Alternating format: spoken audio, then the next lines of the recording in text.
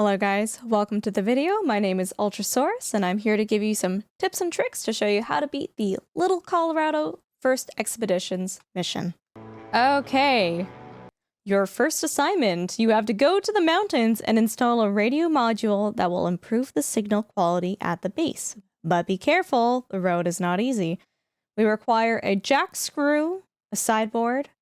It's a pretty easy mission. We do need an off-road vehicle, and there is some watery terrain. All right.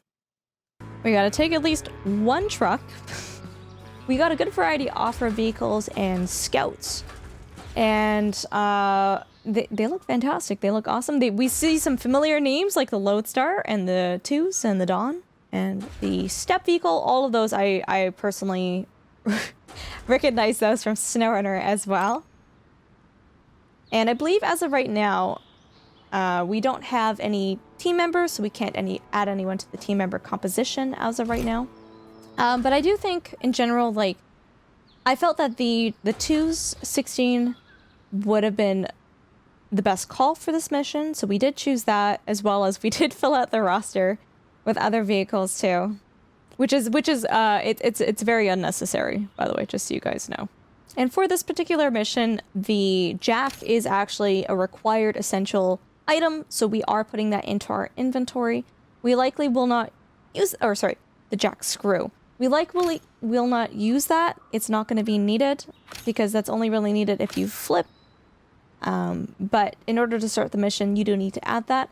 Keep in mind, guys, by the way, that if you do not use up items in your inventory, I believe at the end of the mission, you do get reimbursed for them. Just so you guys know.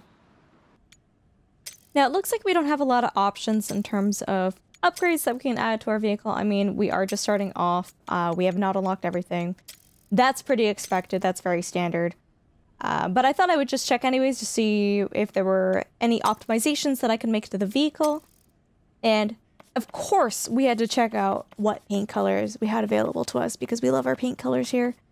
And I don't know if I'm wrong, but I do feel like they actually did add some more paint colors to the trucks in this game. Normally we would have gone with our historical Barbie beep beep pink trucks, but I believe I ended up choosing like a low-key, nice, smooth, cool blue. Yeah, that one right there.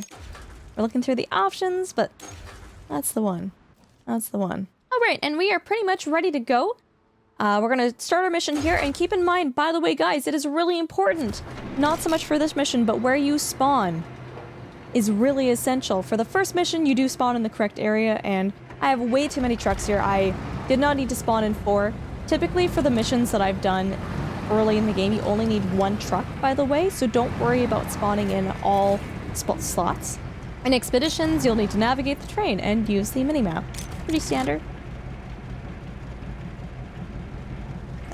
I clearly had problems pressing the mini-map button here, which is select on the controller, by the way. And we're going to zoom out, and I mean, the marker is just right there. I really don't think we needed to zoom out into the mini-map to see it, but that's what the game told us to do, so that's what we're going to do, so we don't get our knees broken, right? Alright, and we are off. Most importantly, I'm surprised I haven't turned it on by now, but all-wheel drive is something that I typically turn on right away. Unless I'm actually in fuel consumption mode, I'm running low on fuel, I know I'm not going to be able to get fuel easily, it's going to be a longer trip. I would min-max all-wheel drive, but I should be turning it on here. Typically, I would say it's a safe bet that you can always turn on all-wheel drive and be safe with it. We have the Echo Sounder. Use the Echo Sounder to determine the depth of water bodies you're about to cross. I actually really like this, that they've added this to this game, because I can't even tell you how many times I've gone into a body of water in SnowRunner and drowned.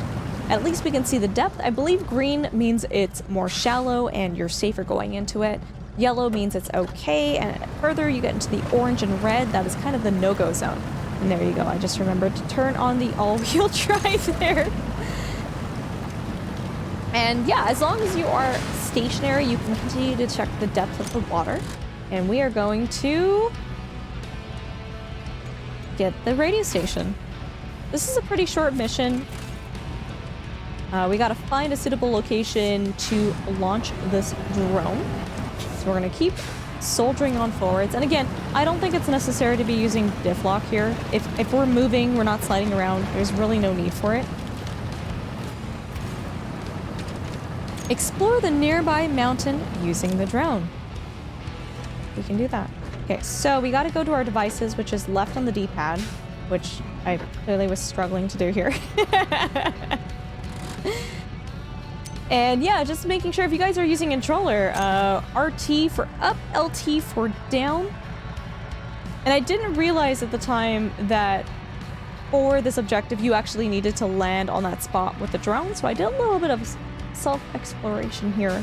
Yeah, no, if you get too far from the truck, you do get a bad signal. And fun fact, if you try to drown your drone, the game does not account for that. You cannot yeet your drone into the water. But eventually I realized, yes, I actually do need the drone. I do need to land on the top of the mountain, so that's exactly what we did. And the drone controls they're pretty simple. They're pretty easygoing.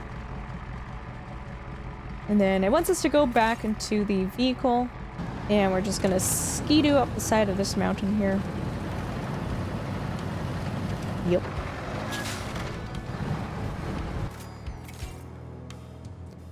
Oh, the winch!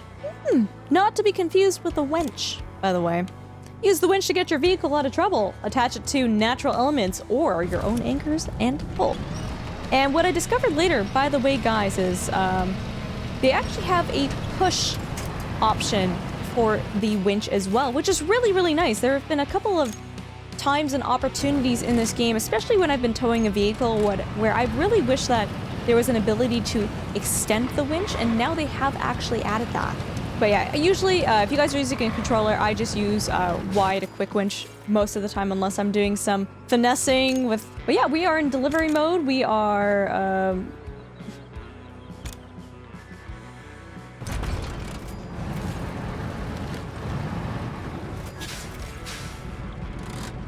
So the game wants us to use our binoculars now. They're a pretty great way to explore the map and find useful places or convenient paths for the vehicle to pass. Throughout my playthrough, I actually didn't really find myself using the binoculars all that much. They are quite useful, and it does show parts of the map to you that you wouldn't have already necessarily noticed, especially if there are question marks on the map. You can zoom in and it tells you, hey look, there's an airdrop over there. Cool, neat. Didn't know that. But I definitely did not find myself gravitating towards using this function of the game, which is fine. Which is fair. And we discovered a couple of new airdrops. You do get money for discovering these locations and items, which is nice, especially early game.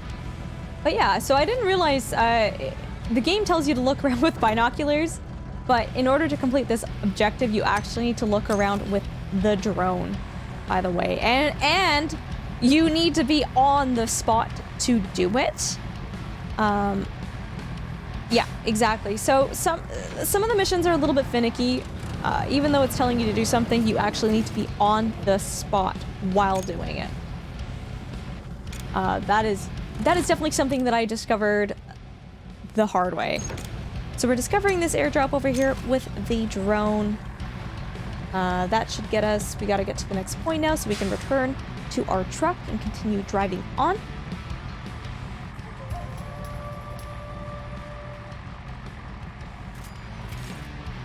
Bada bing, bada boom. At any time during the expedition, you can recover your vehicle to the field base. Now, here's the interesting thing. Theoretically, it wants you to recover and go back to the base or drive back, but because I actually spawned in 4 vehicles, I realized that I could just spawn into one of the vehicles that I already had back at base, not take the recovery, and drive to the final objective and finish the mission. Now, if you only spawned in with 1 vehicle, you could absolutely recover, but I definitely did realize that, oh, well, this is actually a pretty easy fix for me here. Just move into the next vehicle.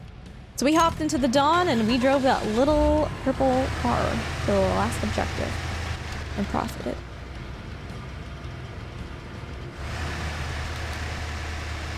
And there we go.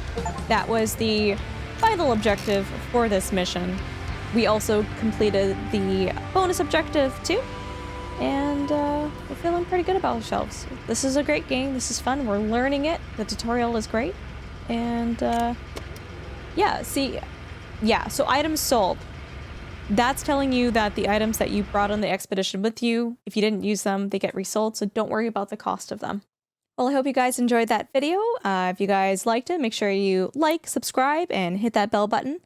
We will be doing some more tutorials, and keep in mind we are doing a tips video, so if you guys want to learn some neat little tips about this game to help improve your gameplay, definitely go and check out the description below where we have linked our tips video. Thank you so much for watching, and hope you guys have a lovely day, and catch you later.